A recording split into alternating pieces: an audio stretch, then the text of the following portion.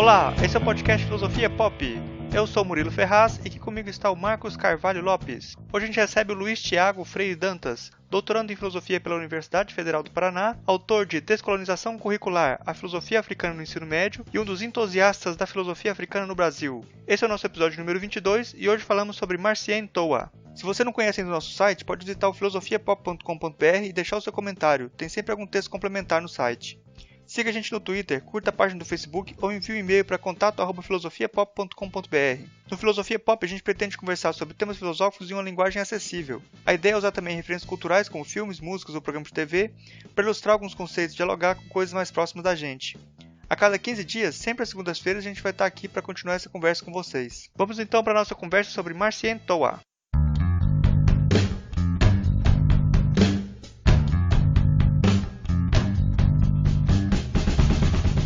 Hoje a gente recebe, direto de Curitiba, o doutorando em filosofia na UFPR, o Luiz Thiago Freire Dantas. Ele é autor de Descolonização Curricular, a filosofia africana no ensino médio e é um dos entusiastas da filosofia africana no Brasil.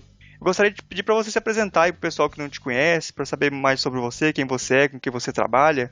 Oi pessoal, meu nome, como já foi apresentado, é Luiz Thiago Freire Dantas. Eu faço doutorado em filosofia aqui na Universidade Federal do Paraná. E eu pesquiso justamente filosofia africana, no qual estou pesquisando mais uma questão de pensar a história da filosofia africana a partir da descolonização. E eu tomo dois autores assim, principais para fazer, no caso é o Marcien Toa e o Akili Mbembe. Também sou professor da rede estadual daqui do ensino médio, então eu faço essa relação tanto da academia quanto da escola, assim, tento fazer essa proximidade nos meus trabalhos. A nossa conversa de hoje vai ser sobre o filósofo camaronês, o Marcien Toa. Eu gostaria de começar perguntando para você, quem que foi o Marcien Toa? Bom, o Marcien Toa foi um filósofo camaronês, né, que ao terminar seus estudos na Universidade de Yaoundé, foi para a França, né, complementar principalmente a questão do doutorado na Escola Normal do Instituto, né. Lá ele fez, digamos assim, especializou-se primeiramente nos pensamentos de Bergson e Hegel. Depois, com o passar do tempo, ele vai se aprofundar justamente na questão da filosofia africana, no qual ele faz, digamos, um doutorado lá, né, mais voltado exatamente. Dois livros, que tem, né, na França a questão de duas teses para escrever, né, uma menor e outra maior, digamos assim. A maior, digamos assim, a mais conhecida é a Identidade e Transcendência, né, Identité e Transcendance, no qual ele vai fazer toda a análise justamente da questão da identidade africana perante as doutrinas da época, que até então afirmavam uma possível essência dessa identidade africana. Ele faz toda uma tese para mostrar justamente a crítica e a transcender essa posição que tem essa caráter essencialista, né, da identidade africana, da filosofia africana, melhor falando. O Toa, ele depois ensinou em várias universidades pelo mundo inteiro, no caso no Paris, né, voltou para ser professor na École Normale Supérieure de Yaoundé, e lá ensinou pedagogia, filosofia, e também ensinou no Instituto Rousseau de Genebra, e participando também um pouco no Canadá também. Ele foi diretor da Faculdade de Letras de lá e de filosofia, e ele faleceu, né, acabou falecendo em 2014, né, então é um autor recente e que teve obras justamente um pouco para reativar essa força da filosofia africana, assim, né, ele faz, digamos assim, uma parte do que eu chamo uma geração da década de 60 e 70 que pensaria justamente essa possibilidade da autonomia do pensamento filosófico africano perante as outras filosofias, assim, principalmente a europeia, no qual ele tentava esboçar um grande diálogo, né, entre essas duas. Algumas obras, digamos assim, mais famosas, mais conhecidas do Marcien Toa justamente até doutorado, Identité et Transcendance, tem um ensaio sobre a problemática filosófica na África atual, tem Leopoldo Sédar Senghor, Negritude ou Servidão, também tem a ideia de uma filosofia negro-africana. Esse livro, né, falando logo, esse livro, A Ideia de uma Filosofia Negra Africana, ela foi traduzida ano passado para o português aqui do Brasil, né? Foi uma tradução do pessoal do NEAB aqui da FPR, nas mãos, na tradução do Roberto Jardim, que está saindo para Nandiala, a editora Nandiala. Então, esses são alguns pontos principais do Macentô, assim, que eu trouxe assim, para dar a introdução. Eu acho muito interessante a gente estar falando de um filósofo africano específico, acho que é muito enriquecedor, né? Mas aí sempre quando a gente trata de filosofia africana a gente tem que responder aquela questão, mas existe filosofia africana? Nesse sentido é até interessante falar de filosofia africana porque as mesmas questões eles fazem da filosofia brasileira, né? Mas eu vou perguntar pro Thiago como é que o Toa responde essa questão sobre a existência da filosofia africana. O Toa vai justamente ter como um dos pontos principais de um dos seus ensaios justamente essa pergunta, né? Ele tenta responder essa pergunta. Tanto o livro A Filosofia Negro-Africana quanto o ensaio sobre a problemática da África atual, problemática filosófica da África atual, justamente tem como mote responder essa pergunta, se existe uma filosofia africana. O Toa responde que sim, na medida em que a filosofia não se restringe apenas a um povo ou a uma cultura específica, né? A filosofia seria uma atividade humana que poderia se diferenciar-se nos seus modos, dependendo da característica daquele, digamos, povo em si. Só que essa maneira de pensar a filosofia, no caso, ele vai remontar justamente querer fazer um amplo diálogo. Ele diz que a filosofia, na ideia principal, que ela nasce como um debate, uma filosofia africana, ela estaria em debate contínuo, igual, equânime, com a filosofia europeia, por exemplo, hegemônica, mas também com outras possíveis filosofias do mundo em si. Então, a filosofia africana em si, para Macentô, ele responde. E aí é engraçado, se vocês tomarem um pouco e perceber, é a questão que ele bota com filosofia negro-africana. Por que ele coloca essa palavra negro-africana? Ora, o momento pelo qual o Macentô está produzindo, né, década de 670, é o chamado, tomado a ideia do ensaísta, um poeta ensaísta martiniquês, Aimé Césaire, é retomada da iniciativa histórica. Ou seja, até então, ideologicamente, o continente africano era dado como ausente de história. Então, com essa retomada, essa reafirmação de vários filósofos, entre eles o Macentô, vai pensar justamente essa iniciativa histórica. Então, o caráter que aparece com a filosofia negro-africana é um caráter político, para mostrar justamente que tem um grupo humano que, dado durante muito tempo, com ausente de história, ausente de um caráter, digamos, lógico, né, racional, agora ele é capaz de fazer. Então ele coloca esse termo justamente para dar esse caráter mais político, assim, respondendo já de antemão alguns filósofos, refutar alguns filósofos ideólogos, na verdade, né, que sustentam uma ausência de história no continente africano. E doravante a ausência de filosofia, né? Nesse sentido aí que você falou até dos ideólogos, o Toa parece não separar a filosofia de ideologia, tomando ideologia no sentido neutro, né? Como ele se situa nesse momento de descolonização, né? Assim, próximo do Amílcar Cabral, pensando a descolonização do seu país, como ele se situa nesse momento? Então, pelo momento dele, com certeza ele estava próximo do Amílcar Cabral, mas também muito mais próximo do Kwame Nkrumah, né? Que foi um teórico, né, filósofo ganês, no caso, que foi até presidente de Gana, que lutou pela independência do país, e que tem um livro, né, que é considerado por Ontonji, né, outro filósofo do Benin, né, que vai justamente afirmar o primeira grande obra de filosofia africana, o consciencismo do Kwame Nkrumah. Então, é a partir desse contato, desse movimento chamado pós-colonial, né, que o Macentô está inserido, assim, na década de 60, 70.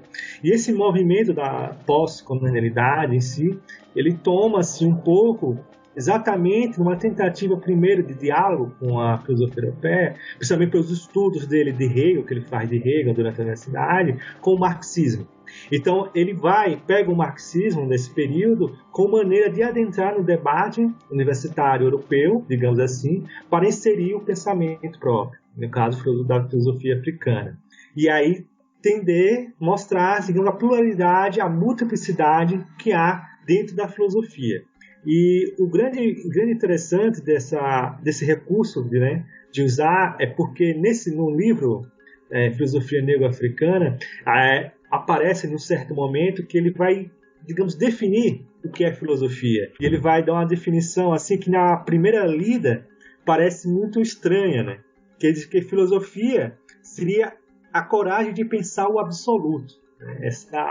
Essa ideia do absoluto, que ao primeiro tempo estranho, parece muito hegeliano, né? Na verdade, ele faz uma ressignificação desse conceito absoluto e transfere para os homens e mulheres concretos do dia a dia. Então, a filosofia não é uma atividade, a gente pode dizer, acadêmica. O saber absoluto não estaria num alcance acadêmico ou num progresso de uma ideia, como Hegel, mas num caráter concreto de homens e mulheres concretos do cotidiano mesmo. Então, isso que é interessante um pouco do Marcentor explorar um pouco desse momento que ele está, né? Então, é exatamente um pouco pensando da descolonização mesmo, né, do país e acima de tudo afirmar uma potencialidade, uma autonomia, digamos assim, de pensamento perante o mundo mesmo, né? Então isso que ele queria mostrar, que ele quer mostrar em si que a racionalidade não é algo assim, digamos assim, que precisaria ser, digamos, estar próximo de uma cultura para poder desenvolver, né? Todos têm uma racionalidade, todos nós podemos, homens e mulheres, exercer essa racionalidade. Não precisa se remeter a algo de fora para poder, né, entrar na civilização, na grande civilização. Né? Nós já temos com nós mesmos. O Toa foi um dos criadores do termo etnofilosofia. O que é etnofilosofia para ele? Assim, qual é a posição dele sobre isso? Como ele define? Então, eu não creio que ele seja um dos criadores assim, do termo etnofilosofia, porque o termo etnofilosofia mesmo foi, digamos, formulado em grande parte pelo missionário belga Placide Tempels, né, que no contato com o grupo Banto, né, que ele vai tentar fazer uma leitura daquele modo de vida através de um conceito que ele tinha na filosofia europeia para mostrar que ele tinha um saber. Só que o Tempels, ao fazer esse registro etnográfico, digamos assim, do povo banto, ligado, ele vai dizer que ali não há uma filosofia, há uma filosofia banto, só que essa filosofia é uma etnofilosofia. Esse conceito etnofilosofia é bem problemático, no meu modo de ver, porque, na minha leitura do Toa, pelo menos, é de que o etnofilosofia se restringe à filosofia como se estivesse presa a uma cultura. Então, é como se tivesse a filosofia, que seria ela, digamos, o grande alicerce do saber, o grande expoente do saber, da sabedoria, e teria um saber filosófico que estaria muito próximo, digamos, à cultura popular, ao povo, na sua multiplicidade, que não teria um autor específico que pudesse trabalhar, era algo quase anônimo, tipo, ia dizer filosofia banto, é como se todos os bantos tivesse esse poder e a gente não podia identificar uma diferença neles, né? Fosse uma união só. E aí isso que seria o ponto de que o Marcentor vai observar para a etnofilosofia. Ele tem se incomoda justamente por isso. Primeiramente, se compreende que há uma filosofia, digamos assim, que é o grande regulador, normatizador do pensamento, e teria aquela que seria, digamos, dos africanos, dos povos africanos, que seria uma etnofilosofia que estaria muito presa ao popular. E aí ele vai dizer, de acordo com a leitura do Toa, que a etnofilosofia foi uma imposição de um colonizador, porque assim, quase dando quase uma, digamos, uma meia-culpa, né, de alguém de fora, dizendo, vocês não são tão ilógicos, vocês têm uma certa logicidade, só que ainda não está bem trabalhada. Então a gente vai ter que fazer. E aí que o Marcentor vai mostrar, que aí vai ser um dos pontos da originalidade do pensamento dele, é que ele vai mostrar que o saber em si não está longe de um caráter, digamos, tradicional, né? Ele vai pegar, por exemplo, os contos camaroneses, né? Contos, digamos, fosse algo que seria conhecido, a gente for traduzir para as fábulas de Esopo, por exemplo, né? No caso, ele vai pegar a figura da Kulu, a tartaruga, que vai fazer toda uma história de astúcia, de saber, e ali você pode compreender um caráter, digamos, filosófico. Não estritamente remetido a um caráter menor, mas de maneira igual ao se pensar, digamos, nos grandes tratados de filosofia academicamente falando. Então, nesse ponto, o Massentoa, ele faz parte, ele coaduna, por exemplo, com a crítica que Paul Hontondi, né, no que ele faz também a etnofilosofia. Claro que a questão da etnofilosofia é muito mais, às vezes, ampla do que essa discussão. Há muitos que defendem uma produção da etnofilosofia para não se ficar preso a um caráter acadêmico, mas eu compreendo essa minha opinião, assim, o meu entendimento sobre o assunto, de que a etnofilosofia, o período da etnofilosofia é de que você não dá o diálogo devido, né, dentro de um caráter, por exemplo, de um congresso de filosofia. Se você nunca se forma em etnofilosofia, né, parece algo estranho. Quando você for pensar em filosofia, todos os povos, até a filosofia francesa, por exemplo, é uma etnofilosofia, que pensa a partir da cultura. A gente não vai pensar, por exemplo, Voltaire afastado da sua própria cultura, assim, é impossível em si. Então esse é o ponto, ele vai suscitar. Não que a cultura a filosofia necessita da cultura para poder existir, mas cultura e filosofia subsistem mutualmente, né? É uma parte da outra. Tiago, eu acho que essa questão, assim, eu acho que talvez você não tenha entendido do jeito que a gente formulou, assim, não é que o Toa fosse o iniciador da etnofilosofia, mas ele e o Rotundi são famosos por terem criado o termo, ter contado a história do Temples e dos outros. Sim. Como etnofilosofia. Nesse sentido, né? Então, quando o Toa morreu, inclusive, o Rotundi escreveu sobre isso, que os dois eram associados a essa palavra, porque um em francês e outro em inglês, quase ao mesmo tempo, sem terem contato, tinham criado esse termo, né? Sim. É bem curioso isso, porque acaba sendo uma contribuição meio hegeliana para contar a história da filosofia africana, né? Desenvolver uma narrativa, né? Mas eu queria que você fizesse uma diferenciação entre o Rotundi e o Toa em relação a duas coisas, em relação a esses saberes não escritos.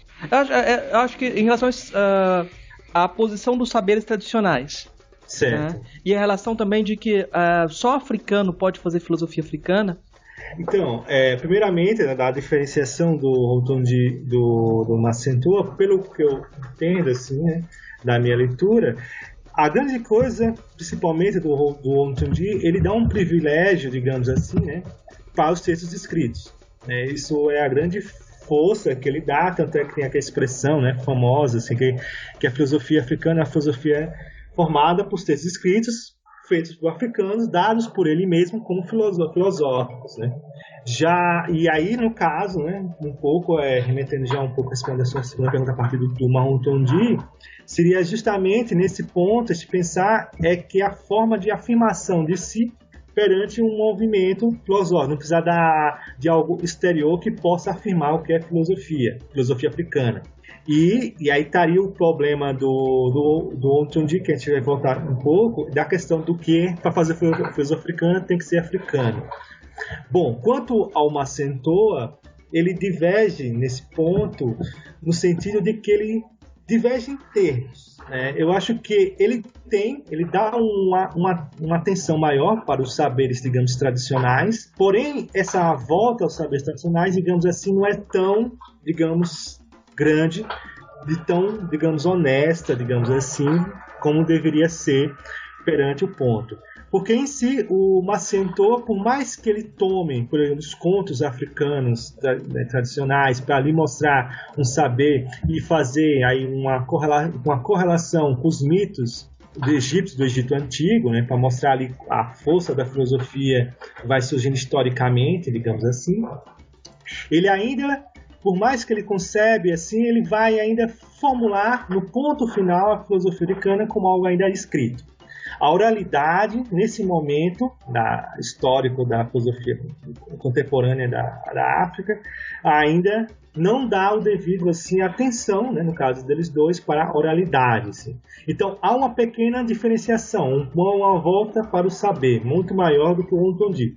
O Ontodi vai ser, digamos assim, próximo do que seria a discussão da filosofia profissional, a filosofia acadêmica, né? Mais assim, nossa proximidade. Assim. E aí o ponto, né, voltando um pouco à grande questão de para fazer filosofia africana tem que ser africano, o grande ponto, compreendo, é negativo, né? Porque uma vez que a filosofia africana, eu acho, devido justamente a esse caráter pós-colonial que ela tem e a atenção principalmente pela diáspora africana, porque se a gente for pensar, os dois, digamos, influenciadores dessa afirmação, dessa retomada, é justamente dois martiniquenses, que é o Fanon e o César. Então, eles dois que vão influenciar diretamente ao Marcien Toa, por exemplo, para fazer suas forças de afirmações de si. Então, o que deve se ter para a filosofia, fazer filosofia africana, eu acho que não é um caráter geográfico, porque senão cairia num erro muito mais crasso do que a filosofia europeia, que seria se a filosofia europeia quer uma colonização, porque nós, por exemplo, enquanto brasileiros, para fazer filosofia, temos que reproduzir os conceitos que os europeus vêm dizer. Nesse caso, se tornaria muito mais grave, porque pareceria que nós teríamos que ter uma posição geográfica apenas retomando, né, retornando a África para poder ser. E aí perderia um pouco o caráter, digamos assim, um caráter mais global, que a filosofia africana quer colocar como um debate. Né? Eu não digo como universal, porque a palavra universal tem vários problemas, mas eu digo caráter mais global, no sentido que vários povos podem fazer esse diálogo a partir, né, um pouco, e tomar um pouco a filosofia africana. Agora vocês podem pensar, mas como fazer filosofia africana fora da África? Eu acho que teria que entender uns certos pontos, digamos, temas principais que se movimentam assim, né, da formação mesmo da filosofia africana. E tem um filósofo, deixa eu ver se é o Bidima, que comenta um pouco, ele elenca, digamos assim, 9 pontos, digamos assim, que por mais diferença que possa haver entre os vários filósofos e filósofas africanas, há 9 pontos que seriam comuns. Entre eles, por exemplo, a ideia de Estado-nação, a ideia de colonização, por exemplo, que estão sendo a ideia de racismo, por exemplo, que está sempre circulando nesses debates. Então, fazer filosofia africana fora da África é ter atento nisso e contribuir de alguma forma, né? Isso que eu acho que é interessante de pensar a filosofia africana. E não só apenas isso, eu acho que é importante. É pensar como a filosofia africana, no seu caráter histórico, pode contribuir a nós, digamos, fora da África, para fazer a nossa própria filosofia, assim. Só para esclarecer, assim, essa posição em relação à filosofia africana é sua, Thiago, ou é a do Toa? Essa posição, no caso, seria minha, no caso, essa parte última. A do Toa seria que não tem que ser africano? Não, eu Toa, eu não, até o momento, eu não seria para responder por aí. Eu acho que ele dizia que não precisaria ser africano para fazer filosofia africana. Eu não peguei nenhum texto com ele comentando sobre isso.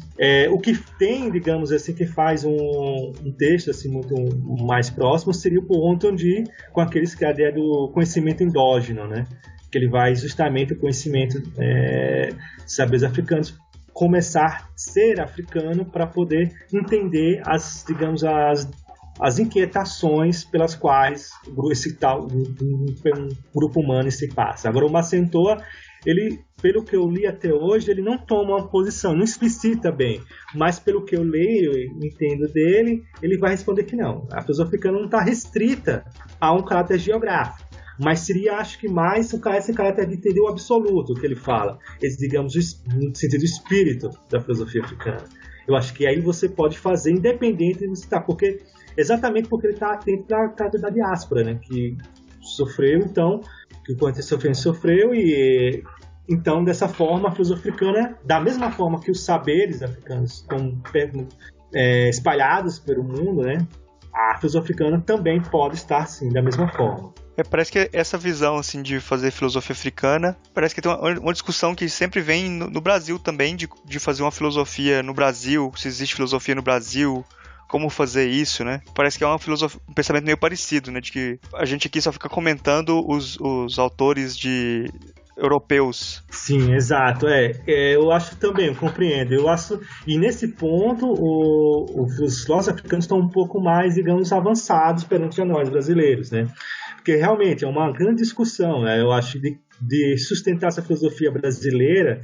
Há uma várias discussões. Primeiramente, se há filósofos no Brasil, né? A ideia de que filósofo seria justamente, né, um caráter mais voltado ao europeu, a produzir com modos europeus. Tem uma passagem de um filósofo, professor, né, Miguel Reale, que ele fala justamente um texto da década de 60, né, que ele vai comentar sobre a possibilidade de uma filosofia brasileira.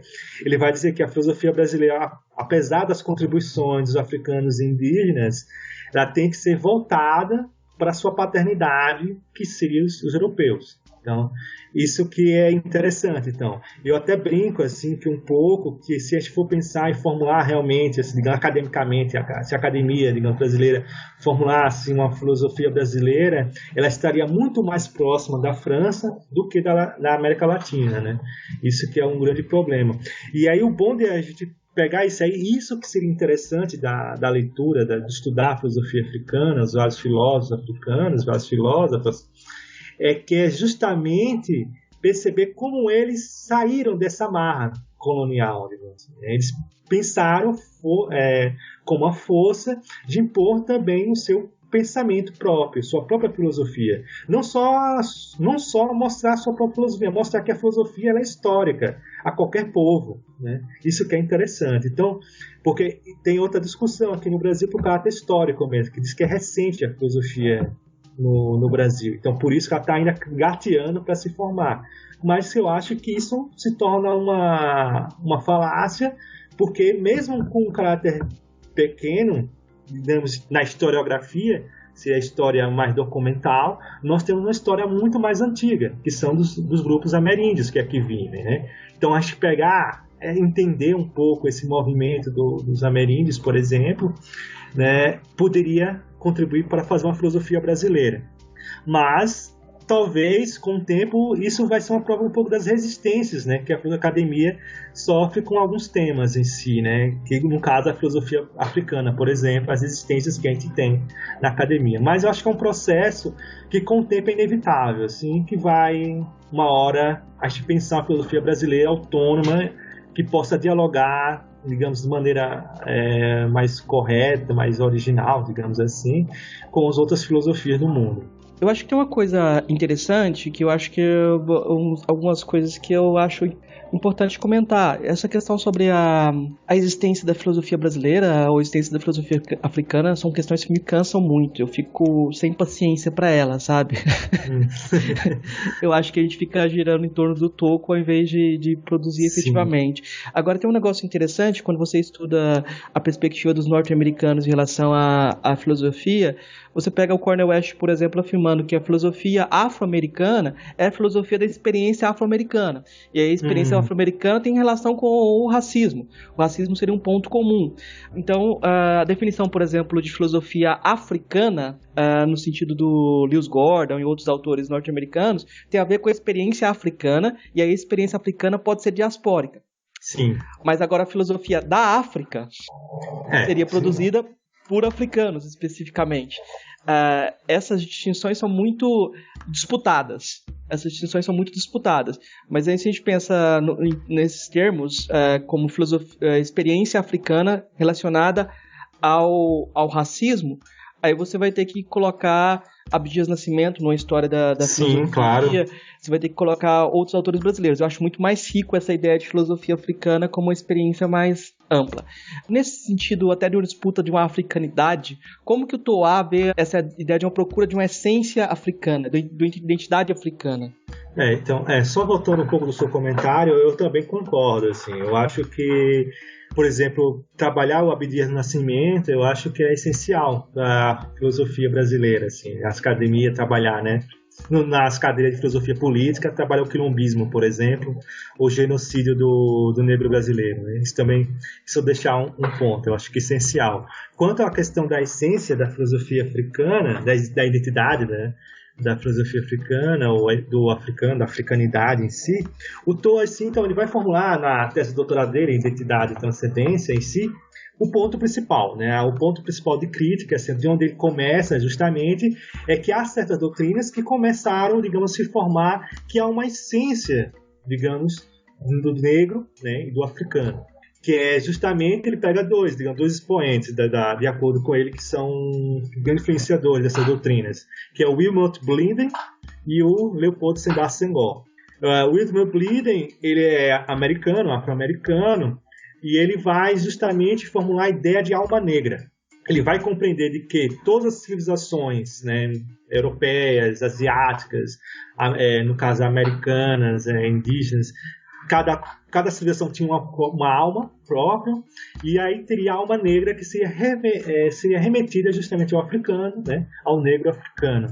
E ele vai dizer que essa alma não é um caráter apenas teológico, mas estaria dado nas instituições. Então, as instituições em si formaria esse caráter, digamos, da alma negra. Se for pensar a forma das grandes construções das comunidades africanas, ali estaria a própria alma mesmo. Então, destruir, de acordo com o Wilmot Blinden, destruir uma civilização, né, digamos assim, as grandes construções da civilização, seria justamente destruir essa alma. Então, é aquela ideia que vai ser um pouco mais à frente, chamado epistemicídio, né, do etnocídio, melhor falando, que é o assassinato das culturas. O Wilmot Blinden já alertava perante isso. Então, você destruir as grandes civilizações de uma cultura e você matar a alma dela. E aí, o outro também, a crítica também vai ser voltada ao Leopold Sédar Senghor, que foi o grande, digamos assim, não o grande expoente do movimento da negritude, né? Que é um movimento que da década de 30 a 40 na França, com poetas, filósofos, tanto do continente africano quanto da diáspora tanto do Caribe, por exemplo, que vai pensar justamente esse caráter da contribuição do negro para a civilização mundial. E o Senghor vai justamente pegar a negritude, formular justamente essa ideia do negro, da emoção, né? A ideia famosa de que a emoção é negra e a razão é helena, por exemplo. E daí que vai afirmar. E aí, nesses dois pontos, é que a crítica do Toa vai chegar, né? Forte, nos dois, bem ácido, porque justamente os dois parecem, de acordo com o Toa, parece que a identidade africana é algo estático, que não modifica, que não há uma mudança em si nela mesma. Então, que parece que tem que servir-se a essas duas concepções para poder se transformar. A alma negra, de acordo com o Toa, tem um caráter, por mais que o Wilmot Blinden tenta fugir, é um caráter mais teológico, né? Mais de que a ideia de justamente como se parecesse as civilizações surgissem do nada, assim, que formassem. E quanto à negritude, a ideia do Senghor seria que a emoção, né? A emoção que ia dar essa força, esse caráter mais instintivo, somente justifica o caráter, digamos, do racial, né? Perante o africano mesmo. Parece que ali tem uma passagem, quando estivesse num barco em que o europeu, o branco, estaria guiando, né, o barco, enquanto os negros estariam só no movimento, empurrando o leme, assim. Então, exatamente um pouco que a razão, a cabeça, estaria justamente presa ao europeu, enquanto o corpo ainda estaria preso ao africano. E é isso que o Toa vai dizer, não, que nós não somos apenas o corpo, nós temos o corpo como algo fundamental para a nossa constituição, mas nós temos também um caráter lógico, racional, etc. E tal. Então, esses seriam os pontos. E é interessante falar assim, que é a partir daí que ele formula a ideia, né, para a crítica, essa ideia da identidade, é chamado silogismo do racismo, né? Aí ele vai dizer que justamente surge daí, né? Que é a ideia, por exemplo, de que o homem como um animal racional, tendo uma razão, e o negro tendo esse caráter prelógico, então, logicamente, ele não teria essa capacidade, digamos, racional, filosófica de fazer. E aí, com isso, o grande processo do livro dele, após essas críticas, mostra as possíveis críticas que ele vai fazer a esses dois movimentos, é pensar, entender, a transcender essa concepção dessa identidade fixa. E aí, daí seria uma leitura minha, dá a entender, assim, de que a identidade africana, ela tem uma peculiaridade porque na medida que ela é uma identidade que ela é múltipla em si. Então, é uma identidade que não precisa ter uma diferença, ela já é própria diferença em si. E é chamada aí as chamadas identidades culturais. Isso que é um pouco que ele vai, o Toa, um pouco no final, vai remeter a essa ideia de várias culturas permeando essas várias identidades, pela qual você não pode conseguir fechar uma identidade africana em uma coisa só, pelo caso dessa multiplicidade inerente a ela mesma. Então esse é o grande ponto da crítica do Massentoa, a questão da essência, esse cara é essencialista das identidades africanas, chamadas africanidades. E a gente for pensar isso nas contribuições contemporâneas, é muito, né, muito abrangente mesmo, assim, porque se a gente for pegar, por exemplo, Achille Mbembe, naquele livro, aquele artigo, desculpa, um artigo que tem até na internet, Formas Africanas de Autodescrição, né? Ele vai fazer também esse processo dessa dificuldade ou impossibilidade de você reduzir a identidade africana a uma coisa só, né? Então, esse ponto que é bem interessante, a contribuição do Massentoa a pensar a crítica a essencialismo. Eu vou só provocar um pouquinho, Murilo, só para ver se eu consigo criar inimigos pro Thiago. Aí eu vou pedir para você aplicar essa crítica do Toa em relação ao discurso sobre a afrocentridade. Parece que o Toa seria até um crítico da afrocentridade, me parece, pela essa descrição. Outra coisa que eu acho interessante é que geralmente os discursos descolonização da mente me parecem muito cartesianos.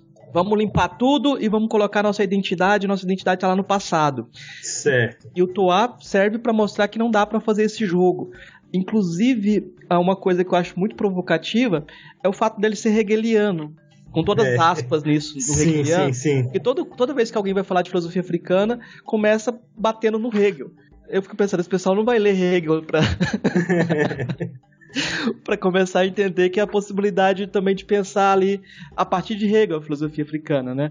Então eu queria que você comentasse isso. Eu acho que esse é o ponto que o Toa parece ser explosivo ainda, né? Sim. Então, sobre a questão da afrocentricidade, realmente se o Toa, digamos assim, atendesse assim de maneira mais forte a leitura e tal, eu acho que ele não concordaria totalmente com a afrocentricidade, né? Porque justamente a afrocentricidade, por mais algumas, digamos, contribuições possam fazer, ele acaba se remetendo a uma África utópica, né? Uma África que hoje já... Oi, diga. Eu vou pedir para você também definir a afrocentricidade, porque os nossos ouvintes provavelmente não conhecem o termo, desculpa. Sim. Não, tudo bem. Então, a afrocentricidade seria um movimento, né, que, digamos, que surgiu a partir da década de 80 nos Estados Unidos com um filósofo, né, Molefi Asante, com um livro justamente Afrocentricidade.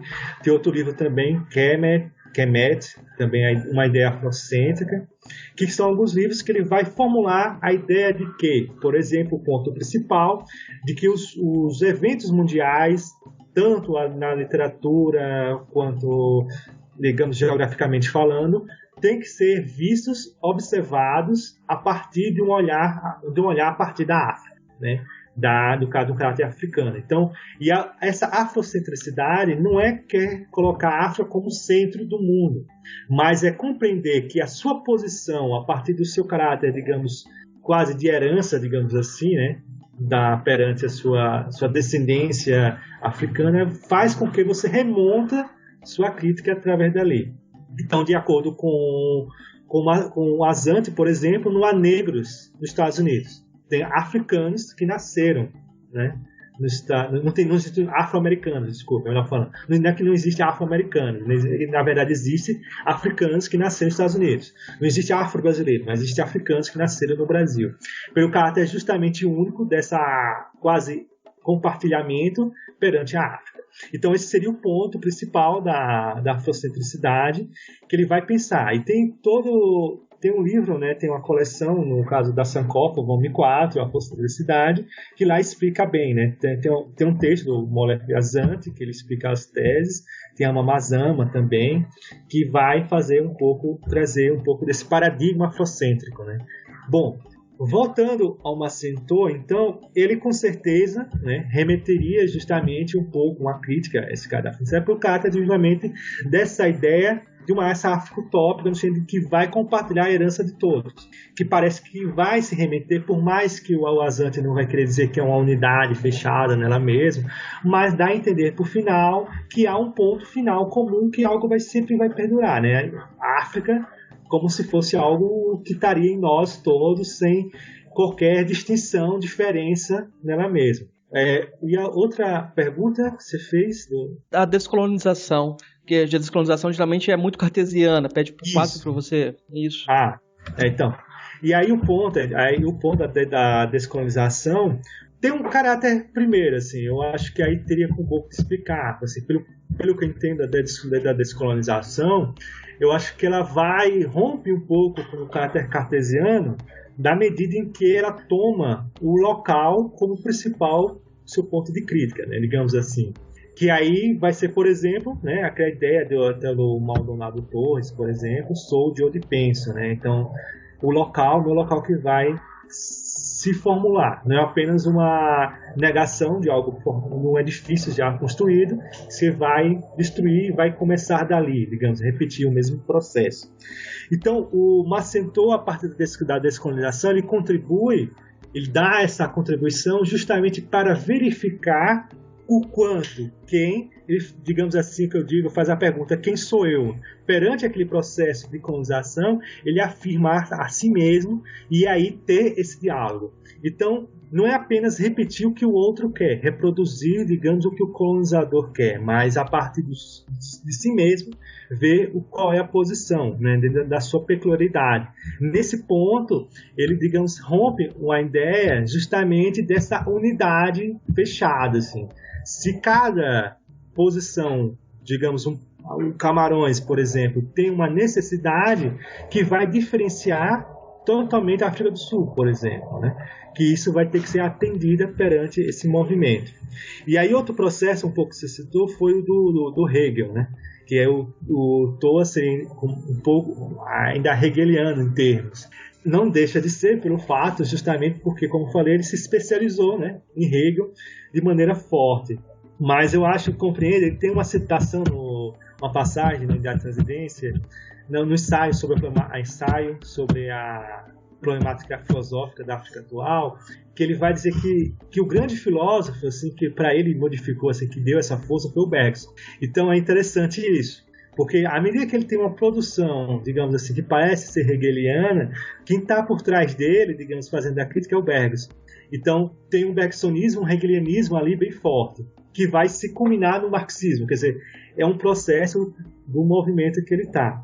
E aí o processo justamente ele vai pegar o Hegel, esse processo de passagem, de formulação da mente, da racionalidade, digamos assim, que vai culminar um pouco na ideia de formulação da própria filosofia africana.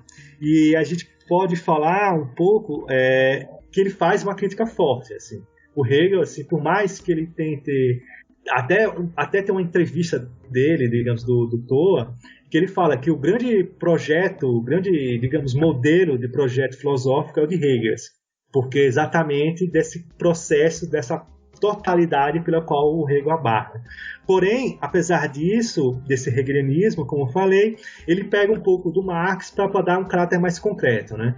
E então ele faz uma crítica, ele remonta e volta ao Hegel para criticar. esse caráter mais idealista e colonizador, né? Ele também repete, dizendo assim que, ao mesmo tempo que ele diz que o grande modelo de projeto filosófico é o Hegel, ele diz que o imperialismo se movimenta pelo Hegel. O Hegel é o grande digamos, filósofo imperialista, assim, da colonização africana, assim, para a filosofia africana, assim, para romper dessa força da autonomia. Então, o que pode dizer, ele é um bem digamos assim, ele está indo e voltando com o hegelianismo, assim. Mas, assim, o Hegel em si é importante, né? Eu acho que deve-se ler o Hegel, porém atento às grandes armadilhas que o próprio hegelianismo tem, né? Que é algo que se tem. Que é algo que está extenso, várias pessoas criticando já. O TOA pode ser usado hoje no Brasil para ser no ensino de cultura afro-brasileira? Ele seria interessante nesse sentido? Sim. Eu acho que o TOA contribui bastante, primeiramente, pelo caráter justamente de pensar que a cultura não seria algo, digamos, separado, né? Algo, digamos, de uma intelectualidade, digamos assim, né?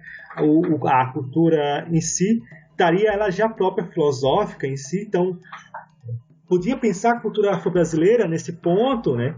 Claro, a partir de Marcin Toa, utilizar como alguns movimentos, digamos assim, que há no Brasil, por exemplo, com influência africana, tenta ele já próprio filosófico, que ele, quando a medida que ele diz que filosofar é pensar, ter coragem de pensar o absoluto, e o absoluto são as pessoas, as mulheres e homens concretos, e ele vai justamente remontar ao caráter, digamos, da cultura, digamos, camaronesa, para formular, justificar uma existência histórica da filosofia, a gente pode repensar justamente como pensar a cultura afro-brasileira não como algo, digamos, meramente exótico, né? Algo meramente que estaria atrelado a um setor de uma época do ano que estaria se movimentando, mas é algo, digamos, um movimento muito mais extenso, muito maior, que poderia contribuir muito mais, que aí justamente cairia um pouco nas críticas, por exemplo, que ele faz ao caráter da negritude, por exemplo, né, esse caráter mais estático. Então, poderia sim, muito bem, ser pensado o TOA, digamos assim. Eu mesmo já, né, utilizei o TOA um pouco em sala de aula, e o resultado, assim, foi tranquilo, assim, os alunos entenderam bem, principalmente esse caráter, digamos, desse caráter da origem da filosofia, né? Se a filosofia não se restrita a um povo específico. Então, eu acho que pode ter também essa contribuição enorme do Marcin Toa para o ensino de cultura afro-brasileira. Quais as principais críticas que você vê do pensamento do Toa, já que você está contrapondo ele a outro autor, e é sempre importante a gente pensar assim, no que ele não serve para você? Então, o Marcin Toa tem alguns problemas que, no caso, assim, um pouco, eu entendo um pouco ele, mas fica meio difícil, assim, de sustentar um pouco esse caráter, digamos, da filosofia, digamos assim. Porque o grande processo que ele vai falar em algum momento que ele vai justificar a filosofia como um exercício da racionalidade, assim, né? E ele vai fazer quase um elogio enorme à racionalidade, parecendo que a racionalidade, ao fim, é o grande processo, né, digamos assim, que vai culminar no que é ser humano, né? Nessa busca justamente, né, de reafirmar, de ser contra o silogismo do racismo, ele cai no outro lado, que é afirmar de maneira peremptória a racionalidade e esquece alguns problemas que a racionalidade contém, né, que é perguntar o que é razão. Então, esse cara de perguntar o que é razão, aí sim, ele permanece muito cartesiano, porque ele pensa a razão ainda como um processo do pensamento que vai justamente, por mais que ele tenta fugir, mas ele vai acabar se formando como algo muito maior do que o próprio corpo, né? E aí vai cair numa dicotomia, né, do corpo e alma. E o grande processo disso, isso foi um pouco das nossas observações que já fizeram, de que o Toa, por exemplo, ainda carrega assim, um caráter iluminista, né? Quem fez essa crítica foi o professor da UNB lá, o Anderson, foi no Nascimento, num evento que eu estava junto, apresentei, ele falou, eu acho que o Toa ainda é muito iluminista. E no caso, esse é o ponto, e tem passagens desse livro que eu falei, Filosofia Negro-Africana, que assim, ele aparece uma contraditório assim, em alguns momentos. Que por mais que ele diga que a filosofia não está ser capaz a todo homem, a toda a mulher, etc., ele vai dizer que há culturas que não têm filosofia. Então parece que justamente há um tipo de filosofia que ele quer sustentar, que aí vai ser um pouco a crítica que ele faz da etnofilosofia, que aí você pode, voltando, né, um pouco à etnofilosofia, que é justamente dizer que ele ainda sustenta que há uma filosofia que vai se normatizar todos os demais. E aí o que ele defenderia como algo plural, múltiplo, teria uma unidade escondida. Isso seriam alguns pontos, digamos, ter cuidado ao ler o Macentô, assim. Porque, e ele tem outros pontos, justamente, né, que é a questão da formação. Por exemplo, a ideia, por exemplo, que ele tem contra as religiões. Ele vai contra as religiões cristãs e judaico-cristãs, assim, porque a ideia é do dogma, né? Ele diz que ele, na verdade, a religião dele é a religião da razão, que ele quer conhecer as coisas todas ao fundo. Ele diz que olha, as religiões tradicionais até não tem tanto dogmatismo, mas eu não sou muito afeto a elas. Mas então a minha religião é da razão, tal. Então o grande armadilha do Toa, se eu posso dizer, é a razão. O que ele tanto quer defender é o que é o ponto fraco dele. Bom, eu acho que a gente já cobriu aqui a grande parte da pauta já, Marcos. Você acha que tem mais alguma coisa para acrescentar, para perguntar? Não, acho que tá tranquilo, acho que já deu um percurso. Thiago, você tem alguma coisa ou mais alguma coisa que você acha que é importante colocar sobre o Toa? Então, o Toa, só para rememorar um pouco, assim, o Toa faz parte justamente da década de 60, 70, assim, as grandes produções dele dessa época, e ele vai tentar justamente, né, a partir de um diálogo com o Rotondi, com Kwame Nkrumah, por exemplo, ter essa afirmação, né, e ele vai ter grande influência, assim, na filosofia africana, justamente pelas críticas que ele faz à etnofilosofia e a essa ideia de identidade africana. Assim. Eu acho que é bom voltar um pouco nesse ponto para deixar atento ao ouvinte assim, quem seria o Macentô. Você tem algum exemplo de conto africano que ele usa para falar para gente? Tenho aqui, deixa eu pegar aqui o livro. No caso, ele vai pegar uns contos, né, segundo ele começa aqui falando, que ele primeiramente ele vai retomar aos contos, a mitologia egípcia, para mostrar como ali haveria, né, a filosofia tal, através dos contos de Horus, de Osíris, etc e tal, e mostrar ali a ligação com a África Negra, né. E ele vai chamar os ciclos, vamos chamar de que ele chama ciclos, né, ciclos de Kulu, a tartaruga, Lok, a lebre, e de Gizo, a aranha, né. Ele vai justamente mostrar nesses 3 contos, nesses 3 ciclos que ele fala, o processo, né, de que ele vai dizer. Aqui ele vai falar, por exemplo, ao comentar a aventura da Kulu, tartaruga, com a Zé, a pantera, e Buki, a hiena. Posso ler aqui rapidinho? Sim, sim. Então ele vai falar aqui. Uma bela manhã, a hiena recebe a visita de um indivíduo que se diz filho de Deus. E quando o Filho de Deus ordena, executam-se as suas vontades. A hiena se submete com tanta docilidade às vontades do Filho de Deus, que ela mesma se colocou dentro de um saco. Só restou ao Filho de Deus, que não era nada menos que Luke, a disfarçado de Marabu, oferecera de presente a fama Corodian. De um modo geral, nos ciclos sapienciais, a crença dos milagres, no sobrenatural, se apresenta como a melhor maneira de se fazer possuir. Em um conto da Gari, a lebre, em prantos, reclama depois da morte do rei, a sucessão ao trono do Augusto morto. Espanto. Nem um pouco perturbada, a lebre acrescenta: o rei está morto, mas sua alma está viva. Vamos ao seu túmulo. Tenho certeza de que ela se manifestará ao meu favor. E aí ela continua, no caso, fazendo um encontro lá com os outros animais. Corso, papagaio, né?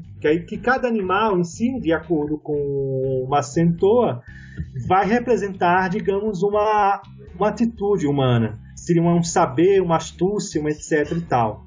E cada um, e quem sempre está vencendo nessas guerras, digamos, nesse ciclo, seria justamente a lebre. A lebre seria aquela que sempre vai, no final, digamos, ganhar as apostas, seria a mais astuta de todos. Então ele pega justamente um pouco esses contos, nesses ciclos que ele fala, para remontar um pouco mostrar o caráter filosófico dentro dele. Eu acho interessante porque aí você pega uma concepção de racionalidade literária e aí já é um pouco uma concessão que ele faz, né? Exatamente. Então, é por isso que eu acho que é engraçado ao mesmo tempo, assim, do Toa. Que ele tem alguns momentos exatamente que ele ultrapassa esse caráter mais, digamos, rígido, filosoficamente falando, ele vai justamente para esse caráter da cultura, que é exatamente um pouco que ele vai falar, né? Que a filosofia, ao se movimentar com a cultura, de maneira simultânea com a cultura, ela está sempre em modificação, então você não pode se fechar numa coisa só. Mas ao mesmo tempo, como eu falei, ele chega em outros momentos que ele afirma a racionalidade como algo muito maior. É engraçado essa contradição do autor, né? Bom, acho que a gente já pode partir para as indicações já? Vamos lá. Tiago, você trouxe alguma coisa para indicar pra gente hoje? Então, eu trouxe assim, duas indicações, no caso. Primeiramente de um filme, duas indicações assim que para mim que me mexeram muito, assim, quando eu tive contato pela primeira vez. O filme é La Noire D, que seria a Negra D, de Semebene Ousmane, né? Um cineasta senegalês. Eu vi esse filme pela primeira vez num evento que teve ano passado em Goiás sobre filosofia africana. Eu nunca tinha visto até então. Quando eu vi esse filme, eu fiquei muito, digamos assim, sem palavras, assim, né? Muito, porque o filme é muito forte, mas ao mesmo tempo é um filme muito bonito, assim. Que é a história justamente de uma senegalesa que vai trabalhar na casa de uma família francesa, lá em Paris.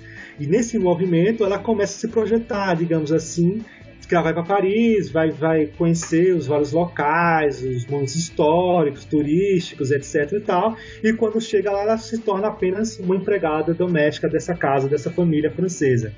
E aí, nesse processo, assim, vocês têm, assim, de maneira explícita, assim, a influência do Fanon, tanto do Pele Negra, Máscaras Brancas, quanto do Condenados da Terra. Eu acho uma coisa muito boa. Então, a minha primeira indicação é a Negra D, de Semebene Ousmane. A outra indicação é uma música, né, de um grupo que conheci, também um pouco recente, assim. O nome do grupo é Aláfia. E o nome da música é Preto Cismado. A letra do Preto Cismado eu acho muito boa, muito interessante, e até mesmo pensar um pouco da questão da filosofia africana, da posição da filosofia africana no Brasil, né? Que é justamente essa embate, tentativa de se colocar no currículo, né? Tanto no ensino médio quanto no ensino superior. Que eu acho que essa letra Preto Cismado encaixa muito bem. Então, outra indicação é Preto Cismado, do grupo Aláfia. Marcos, você trouxe alguma indicação pra gente? Eu trouxe uma indicação aqui. O Toa, ele diz que falta para a África ter um Soul Inca, né? Um autor como Soul Inca. Então, eu acho que seria interessante dar uma olhada no programa que está no YouTube, chamado O Belo e a Consolação, que tem uma entrevista com o Oli Soul Inca. Esse programa, O Belo e a Consolação, me parece que ele é holandês. Ele foi filmado em 97, 98. E você tem vários autores sendo entrevistados. E depois, no último programa da série, tem um debate entre os vários autores. E são filósofos de primeiro nível também, Richard Hort, Martin Nussbaum, George Steiner. E no final tem um debate entre todos eles. O Soul Inca vai falar sobre o que é beleza para ele, e ele acaba sendo um pouquinho machista, né? Depois ele vai ter que responder as feministas no debate final. Mas eu acho que é uma boa aproximação, porque esse problema não foge do pensamento de quem lida com filosofia africana, que é o problema da questão do gênero na África é difícil ainda. Então, outra indicação seria alguns textos de um autor, eu vou tentar falar o nome dele certo, Miniavanga Wanayana. Ele escreveu um texto muito bacana, uma paródia chamada Como Escrever sobre África. Aí vocês já podem pensar o que ele está parodiando, né? Como a gente escreve sobre África, que tipo de preconceito que a gente vai estar sempre colocando, né? Aí depois ele fez uma continuação chamada Como Escrever sobre África, a Vingança. E depois ele fez um outro texto também, que está em português, Sou Homossexual, Mãe. E você encontra esses textos todos traduzidos pelo Lucas Matos no blog blogspot.com. São textos bem famosos, acho bem interessante eles para. Agora, um filme que eu queria indicar está no YouTube. É um filme chamado As Estátuas Também Morrem, de 1953. Esse filme chegou a ser proibido na França. Então você vê que o filme foi proibido porque ele mostrava um olhar cruzado. O colonizador se percebeu no filme e naquele momento da descolonização não era bem interessante deixar um filme desse em livre circulação. Então, As Estátuas Também Morrem é um filme que eu queria indicar. Eu procurei mais indicações, mas eu não encontrei um cineasta camaronense que eu conseguisse ter acesso aos filmes dele. Mas tem um cineasta chamado Jean-Marie Thénault, que tem, parece, filmes bem bacanas, mas eu não consegui acessá-lo. Se alguém conseguir... Bom, a gente tá chegando aqui no final do programa. Queria agradecer ao Thiago por ceder esse tempo pra gente aqui, que foi muito bom receber você no programa. E dizer que o espaço é sempre aberto pra você, como você desejar. E abrir espaço pra você divulgar também algum trabalho, deixar o meio de contato aí. Então, eu falar um pouco divulgar um pouco do livro, né, que eu lancei ano passado, Descolonização Curricular, a Filosofia Africana no Ensino Médio. Esse livro é um resultado de uma pesquisa de especialização em educação étnico-racial, que eu fiz uma análise das diretrizes curriculares de filosofia aqui do Paraná. Né? Aqui no Paraná tem as diretrizes pelas quais, digamos assim, o professor, a professora de filosofia, digamos, tem que seguir suas aulas, né? E em cada série tem 2 temas pelas quais tem que se perguntar. Por exemplo, o primeiro ano é mito e filosofia e teoria do conhecimento, por exemplo. Então, dentro desse processo, digamos assim, dessas diretrizes, eu vou analisar quais são os impedimentos e quais são as possibilidades de inserir a filosofia africana nesse currículo, né? Esse currículo, no caso, do ensino médio. E aí eu faço análise nesse processo, mas também antes eu faço um pouco, né, julgando um pouco o cardiocentrismo e também com as contribuições de pensar a filosofia africana, né? Digamos, as possibilidades, com as suas contribuições da filosofia africana em si. Né? Lá eu faço uma relação, por exemplo, em Toa e Heidegger. Né? Como os dois têm um modo de ver a filosofia, e eu contraponho, né? O Marcel Toa ao Martin Heidegger, por exemplo. E aí, esse seria... O meu e-mail de contato seria fdtiago@gmail.com. Qualquer dúvida, qualquer pergunta, assim, eu estou aberto. Também quero agradecer, já agradecendo ao convite. Eu achei que foi muito bom, assim, essa presença, essa fala. Eu acho que a gente tocou nos pontos principais do filósofo Marcel Toa. E eu achei já um pouco...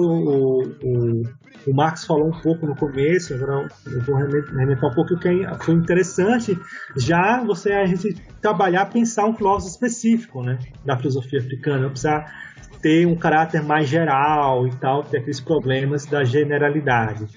E isso já é um grande avanço, digamos assim, de pensar a filosofia africana tem seus autores, seus próprios filósofos, suas próprias filósofas. E é isso que é interessante. Eu acho que você não divulgou que você oferece curso de introdução à filosofia africana pelo Brasil. Sim.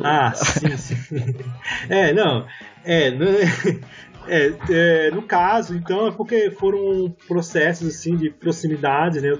No caso aqui no Paraná, que eu fiz primeiramente um mini curso de filosofia africana, exatamente pela ausência de conhecimento, né, que as pessoas tinham sobre o assunto.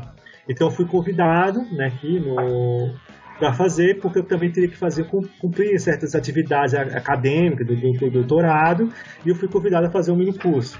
Também fui convidado também por outras pessoas na Unespar, no caso aqui do Paraná, e também mais recentemente na Unespar pela Gisele, na Federal de Sergipe, mais recentemente o Romero, também me convidou e também me assumi. E também já falar um pouco do doutorado também que eu estou fazendo com o meu orientador, o nome do orientador, posso deixar passar, que é o Marco Antônio Valentim também, que, né, topou fazer essa pesquisa, e ele que deu a ideia desse primeiro minicurso. Então, a ideia desse minicurso foi mais assim de convite, mas claro, eu sou aberto a qualquer outro convite que queira a pessoa ter essa proximidade com a filosofia africana, que eu acho que é importante, assim.